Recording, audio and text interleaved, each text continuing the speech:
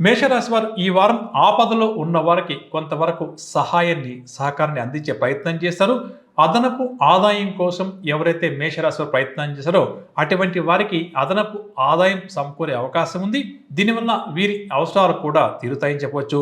ఏ కార్యక్రమం ఈ వారం మేషరాశి వారు చేపట్టినా దాన్ని విజయవంతంగా పూర్తి చేయగలుగుతారు. స్థిరాస్తి పంపకాలు లాంటివి కూడా ఫలప్రదం అవుతాయి అని చెప్పవచ్చు. ఇక గత కొంతకాలంగా ఎవరైతే కొంతమంది వ్యక్తులు ఈ రాశి వారిని బాగా కూడా వ్యతిరేకిస్తున్నారో అటువంటి వారిని సైతం తమ దారిలోకి తెచ్చుకోవడంలో ఈ వారం మీరు విజయం సాధిస్తారు. అదేవిధంగా గృహ నిర్మాణాలపై కూడా ఈ వారం మేషరాశి వారు దృష్టి సారిస్తారు అని చెప్పవచ్చు. ఆధ్యాత్మిక కార్యక్రమాల్లో కూడా చురుగ్గా పాల్గొంటారు. వీరు తీసుకునే నిర్ణయాలను కుటుంబ సభ్యులు కూడా ఆమోదిస్తారు, అభినందిస్తారు అని చెప్పవచ్చు. పరిచయాలు ఈ వారం మేషరాశి వారికి బాగా కూడా పెరుగుతాయని చెప్పవచ్చు. విద్యార్థులు తమ ప్రతిభా పాఠవాలు నిరూపించుకునే సమయం ఈ వారం కాబట్టి అటుపై ప్రయత్నం చేయడం చాలా మంచిది. నిరుద్యోగులకు మంచి ఉద్యోగం లభించే అవకాశం కూడా అధికంగా ఉంది.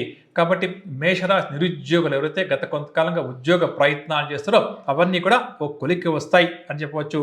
కళారంగం వారు, క్రీడారంగం వారికి చక్కటి ప్రోత్సాహం మరియు గుర్తింపు లభిస్తుంది. వృత్తి, ఉద్యోగ, వ్యాపారస్తులు మరింతగా కూడా ఈ వారం రాణిస్తారు. ముఖ్యంగా ఉద్యోగస్తులు సంతోషంగా గడుపుతారు. వ్యాపారస్తులు చక్కటి లాభాలను సంపాదిస్తారు.